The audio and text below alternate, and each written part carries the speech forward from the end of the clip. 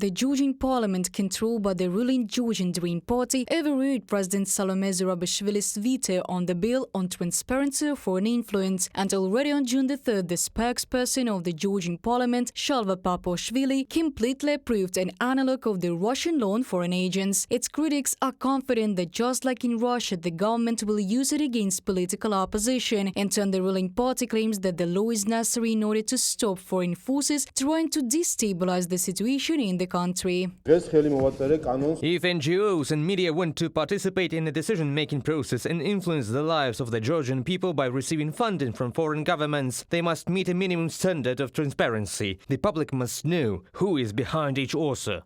The so-called law on foreign agents comes into force on June the 4th. Now, within 2 months, the Ministry of Justice will develop bylaws and create an electronic portal. Their organizations that receive more than 20% of foreign funding will have to register and declare their finances for 2023. The United States and EU condemned the decision of the Georgian parliament. In particular, Washington, represented by State Department Representative Matthew Miller, stated that the Georgian parliament adopted an anti-democratic bill that does not comply with European standards. The European Union, the Council of Europe, the OSCE and the UN said that this law was simply terrible. It couldn't be corrected, changed. It should have been simply abolished because it infringes on fundamental human rights. The American side stated that they would take sanctions against those people who took part in the creation of this law. Despite this, Georgian Dream still passed the law and created a political crisis.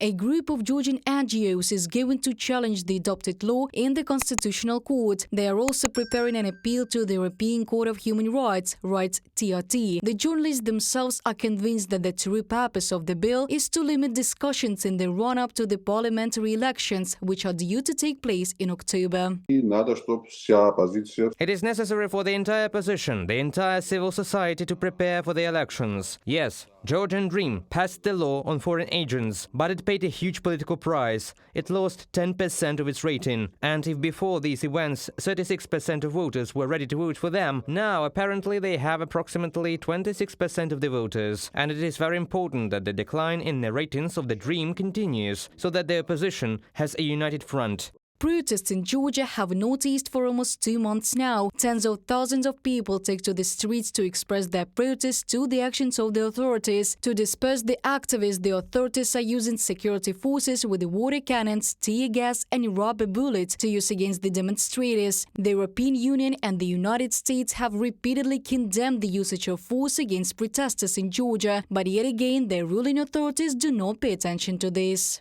Reported by Diana Kolesnik, Nikita Skoblikov, UATV News.